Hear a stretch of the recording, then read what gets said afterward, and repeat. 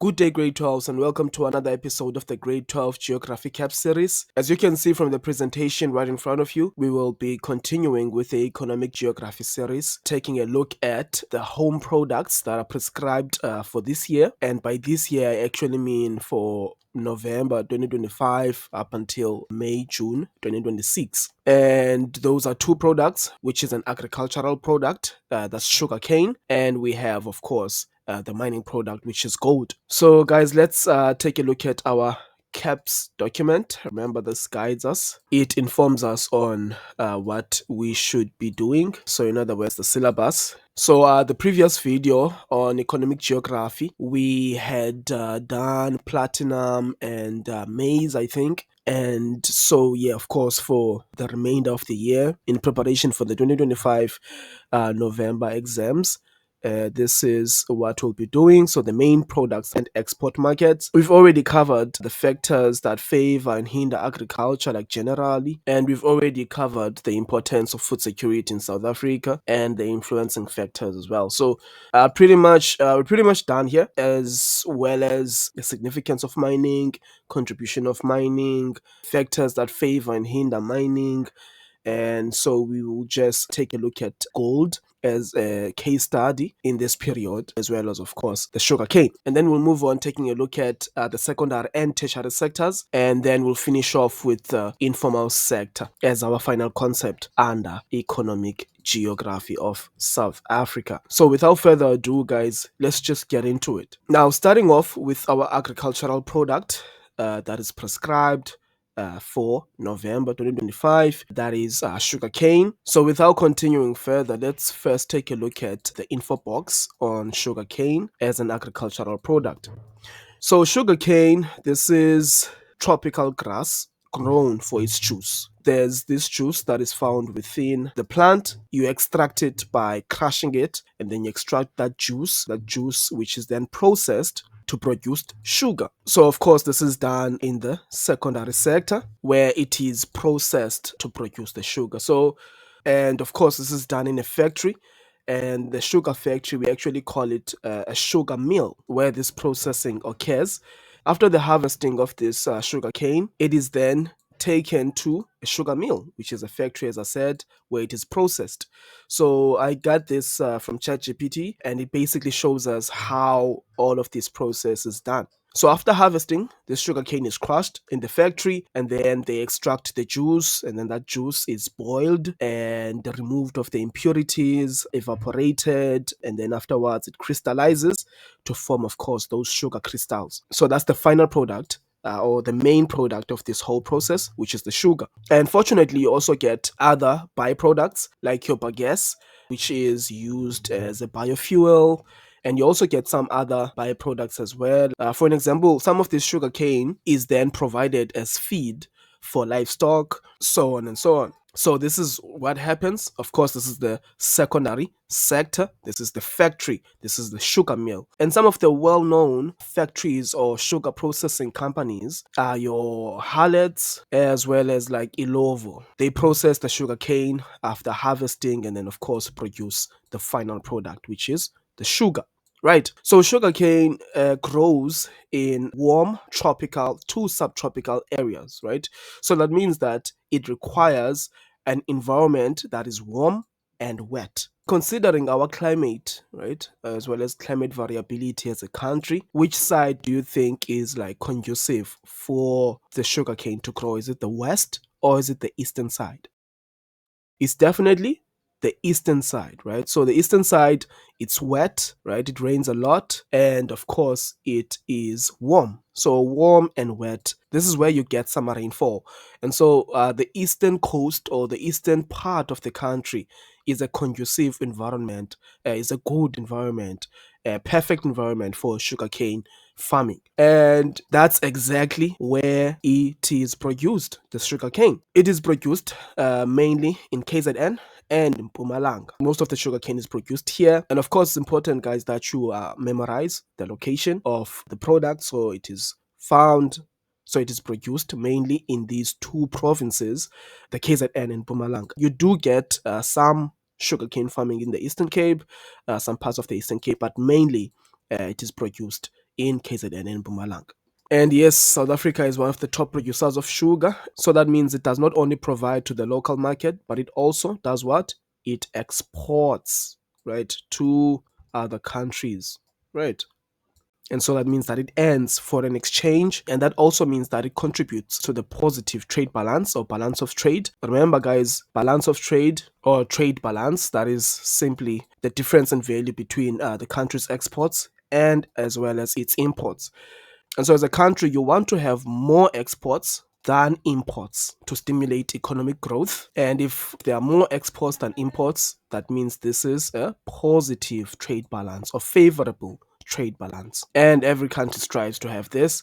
You want to have a positive trade balance. You want to sell more than buy more. So more exports than imports, that's a positive trade balance. But if you have more imports than exports, then that's a negative or unfavorable trade balance. Okay, so industries that are exporting their products are not only contributing to the GDP, they are not only contributing to the employment, to the balance of trade of the country, right? So they participate or they contribute to ensuring a favorable trade balance. As we can see over here in the contributions of sugarcane industry to the South African economy. So yes, another contribution of the sugarcane industry to the South African economy, we find that it contributes to the GDP of the country. So this basically implies that it pays taxes, and of course, those taxes are used by the government to perform various activities in ensuring that people's needs are met across the country. It employs people. I typed in multiplier effect. I don't know if you guys are aware of the multiplier effect, but it's quite simple, to be honest. Right, so I have an illustration of this concept right over here. So if you take a look at someone who's unemployed, that means that they do not have any income source, right? So let's assume that. So that implies that they do not have buying power. So buying power is simply like a measure of how much you can buy from whatever that you earn, considering the inflation, considering all of the factors that affect the prices of goods. So by having no job or having no source of income, that means there's no buying power or poor or low buying power. And that also means that you have a poor quality of life. Quality of life simply refers to the satisfaction in one's life. So are you satisfied with how your life is going? Are you happy at the stage where you are in your life? So of course, if you're unemployed, meaning you do not have any source of income, that of course usually means that you're unsatisfied. You are not able to achieve your goals. You are not able to buy whatever that makes you happy or do whatever that makes you happy, right? So this is what we can observe. Let's take the same guy that was unemployed. Now he has a job, right? He's employed in a particular, let's say, sugar mill. And so now his life changes, right? Because now he will have an improved quality of life. He's now happier than before. He's now satisfied with his own life because he is able to achieve his goals, his dreams, and is able to buy himself whatever he wants to buy. So there's an improved quality of life that we see. We also see an increased buying power. Right. So with this increased buying power, that means that he will now be able to afford a lot of things. And so he goes and buys stuff. Maybe he buys clothes from store A, he buys food from store B, he buys maybe building material in store C. So now, because he's able to support other businesses or other sectors, that means store A will now receive income.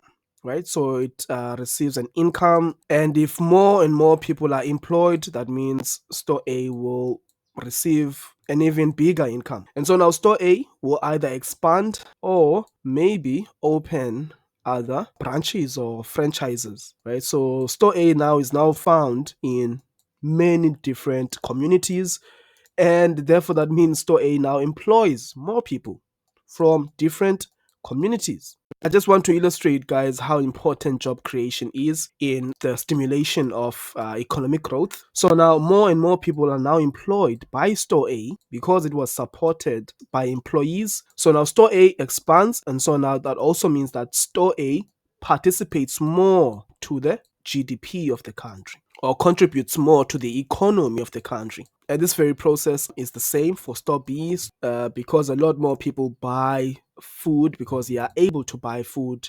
That means that it can expand and, of course, employ more people and contribute more to the country's source of income, which is tax. And so now this means that, as you can see, guys, the economy is growing. You have more organizations that contribute to the country's economy. Government is able to now do a lot more, like build roads, hospitals, schools, and where more and more people are employed there, like teachers, so on and so on. So that is like a multiplier effect. It started from just job creation by employing a couple of people, and of course those people support other businesses receive more and more income, and therefore expand and employ more and more people, so on and so on and so on. So it multiplies, goes on and on and on and on, and this rapidly develops the economy. So that's what we really are referring to by the multiplier effect. So it employs people. So the sugarcane industry does not only contribute to the GDP, but it also employs people and it improves their quality of life. It contributes to the country's food security, right? Remember, this is a food product. That means that now the food product or the sugar will now be able to be provided for the whole country's population. And of course, it will also be exported to other countries. And as a result, it will earn foreign exchange. So any food product, guys, you cannot forget food security. Food security is so critical to the productivity of the people, to active teaching and learning in schools. It's important to our health as well. So that is the contribution of the sugarcane industry to the South African economy, guys. So this can be provided to you as that 8-mark questions where you have to explain or discuss the contribution of sugarcane to the country or to the South African economy. You cannot forget these. And please explain, guys. When they say explain, do not state. So now let's take a look at the factors that favor sugarcane production and the factors that hinder sugarcane production. So first things first, I will start off with the factors that favor sugarcane production. The first point is the high temperatures and rainfall that we see on the eastern part of the country. Okay, it makes cane growing possible. Okay, so sugarcane, as I said, guys, it grows in tropical and subtropical climates, which are warm and wet. And as we know, the eastern part of the country receives a lot of rainfall throughout the year. It is relatively warmer than the rest of the country, so it also receives summer rainfall. So that is the perfect environment for sugar cane farming. And so, because we have that on the eastern side, that is good for the sugarcane production. The second point is that the eastern part of the country, because it is warm, that means that it is frost-free, right? Remember, guys, in order for you to get frost, you have to have temperatures going under freezing point, right? So if they are not going under freezing point because, well, it is warm, and therefore that means you will not get any frost.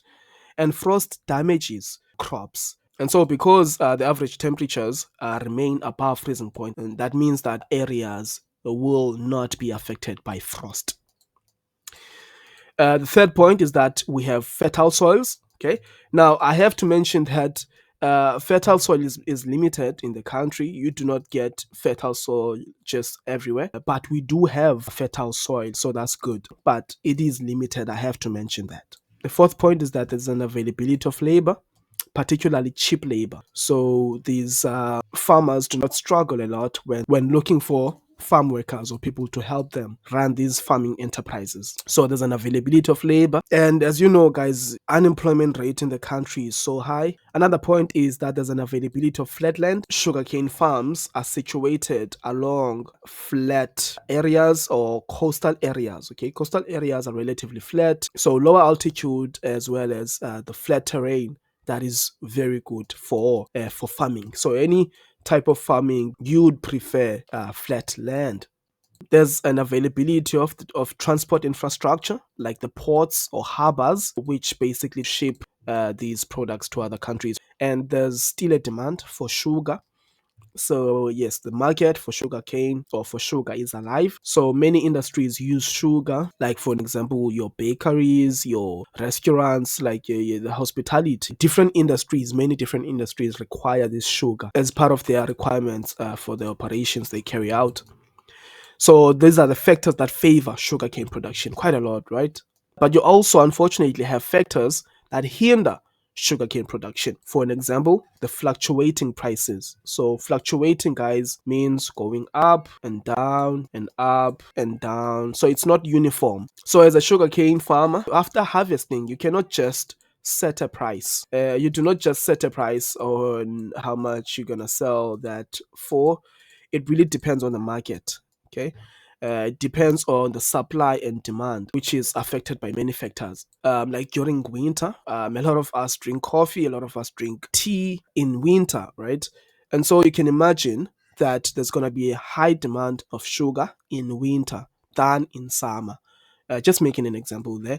And of course, this means that the price of sugar will be slightly higher in winter than in summer.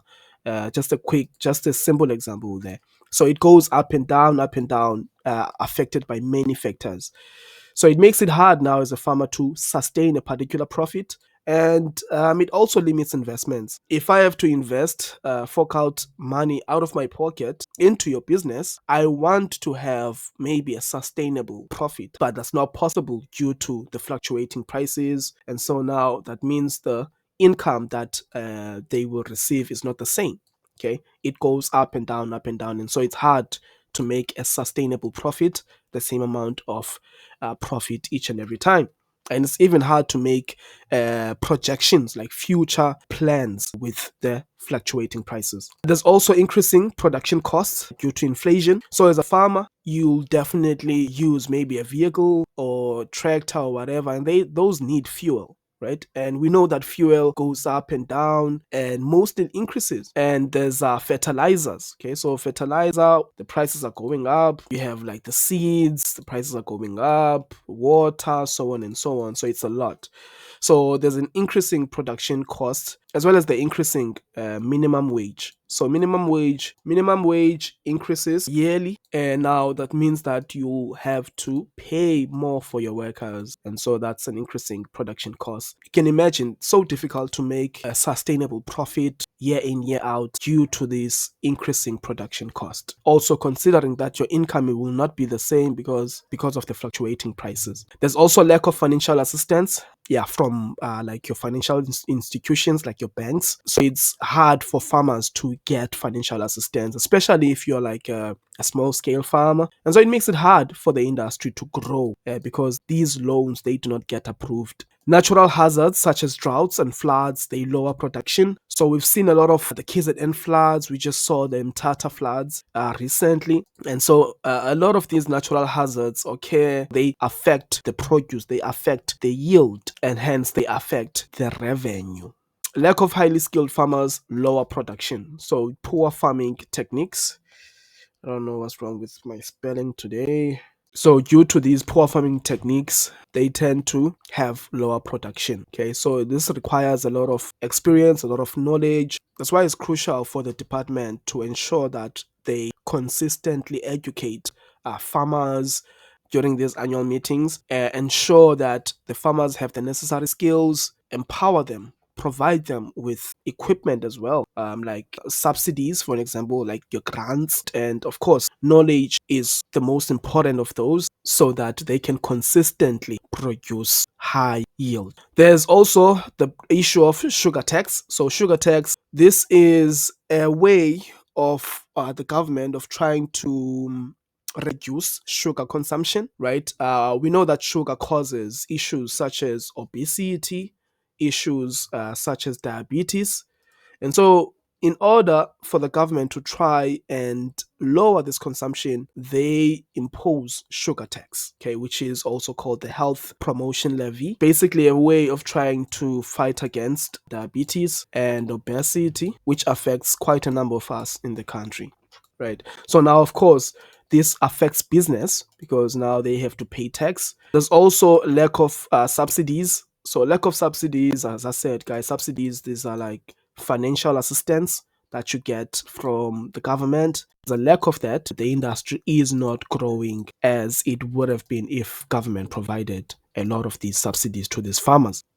So that is sugarcane, guys. That's everything you need for sugarcane, where it is produced, contribution of it to the South African economy, and the factors that influence its production. Now let's go ahead and take a look at mining. And of course, under mining, we're looking at gold. So gold is the prescribed mineral. Gold is mainly produced in Gauteng in the Witwatersrand Basin. Now, the Witwatersrand Basin is the world's largest gold deposit, and it was discovered in the 1800s, like 1880s. That's where you had the gold rush in South Africa. And as you know, guys, mining is critical, it's crucial to South Africa's development as it led to the acceleration of other sectors such as like your secondary sectors, tertiary sectors, quaternary sectors. So mining, we know that it is the cornerstone of the South African economy. Right. So now gold is mainly produced in Gauteng. Now the Witwatersrand also expands to the northwest and the Free State as well. And so you do have some mines in the Free State as well as in the Northwest, gold mines. But I have to mention, guys, that we as a country do not produce as much gold as we were producing back then. It has significantly dropped as we were overtaken by countries such as China. And it was inevitable, to be honest, because if you think about it, minerals are non renewable, right? So if you do get a mineral, you cannot recycle it to get more. And so you can understand why gold production is lowered, because if you're going to mine any mineral, it is preferable that it is close to the surface. Okay. So if it is close to the surface, then it is not expensive to retrieve it, to get it over there, right? But if it is deeper down, okay, because as you mine, as you get these ores out from the ground, that means now the deposits that are left, okay, as you get these, retrieve these, get all of these deposits, that means now it's getting more difficult to get gold, or it is becoming non-profitable because it gets more expensive and more expensive to get that gold deep beneath the surface. If it is so deep beneath the surface, then it makes it difficult. Okay, we should also factor in the geothermal gradient. I don't know if you guys are aware of that. So geothermal gradient is simply the rate at which temperature increases. How much is temperature increasing as you are moving down or digging down below the surface? How much is temperature increasing? We know that temperature increases as you move further down below the surface, but how much is it increasing? That is geothermal gradient. So now it becomes difficult, more and more difficult, even for the workers, even for the equipment, the operation. It becomes quite expensive to mine the gold if it is deep beneath the surface. Now, the Witwatersrand Basin spreads across Gauteng, Free State, and the Northwest, but mainly the gold is produced in Gauteng. Now, what is the contribution of gold mining to the South African economy? First things first, or the obvious one, is that which assist in the development of the country. It employs people and improves their quality of life. As I said, guys, we first had mines and then other sectors and other industries developed from that. So it's a crucial part of the country's development. And at some point, South Africa was actually one of the top performing economies in the world back then. But now the economy is not going very well due to various factors. I just want to emphasize how critical gold mining is or was in South Africa's development. It contributes to infrastructure development. Because South Africa had a lot of gold back then, it was able to build its own roads, provide electricity, have ports, have railways, have all this infrastructure that we see today. It was mainly due to the mining industry in the country. It's an earner of foreign exchange, so it is sold outside the country, so exports. Well, first things first, there's high availability of cheap labor. A lot of our grandparents, great grandparents, as previously disadvantaged people, we are aware that they worked in mines. Mining employed a lot of people because there was so many deposits. It required a lot of workers, and so makes it easier for the mining business or the mining industry to get workers. There's good transport infrastructure, and so it makes it easy for transportation, as I said, to the ports or just to other local. There's large deposits of gold. The country still has large deposits. It's just that it is even getting difficult to mine them. And at some point, it will become non profitable because they will be so deep, so deep. And I also have to mention that even though there are large deposits of gold, it's declining, guys, right? We have to take that into mind as well. It makes it easier for the operations to carry on without a lot of difficulty. Temperatures do not increase a lot as you move down further. What about the factors that hinder gold production? First things first is that there's fluctuating prices due to foreign exchange. So, because everything is sold using US dollars and the relationship between US dollars and rands, okay, keeps on shifting. This week, maybe a dollar is worth 17 rands. Next week, maybe a dollar is now worth 20 rands. Okay, so now it is definitely going to be difficult for you to maintain a particular profit. There's labor strikes, and we actually see this like every year now, where you have workers complaining about the salary or the wages that they receive, considering the risk that they take. And of course, this lowers production while they are in the strikes. The work is not done, so the work stops. There's labor disputes. So the labor unions that represent the rights, that act as spokesperson for the workers, ensuring that they are satisfied. It affects the finances because year in, year out, they require a lot of benefits, a lot of better working conditions every year, and taking the company to the courts. And because mining is quite a risky job, it actually makes it even more difficult for a positive relationship between the employer and the employees. And that hinders a lot of production throughout the year, largely due to the strikes and also the threat of nationalization. Basically, the government saying that all the mines will be owned by the government. A lot of this has been mentioned, and that, of course, will decrease foreign investment there. And so there's a huge risk compared to if you had a lot of skilled workers as a whole, then a lot of accidents would have been prevented, a lot of risks would have been minimized. There's also the issue of power outages. Every business is affected by the load shedding. At the moment, yeah, we're doing okay. It's not guaranteed that it will be like this forever. Anything that you want to add, guys, please, let's provide opinions. Let's provide, guys. I really appreciate the comments. I really appreciate your opinions, guys, because I'm not always correct.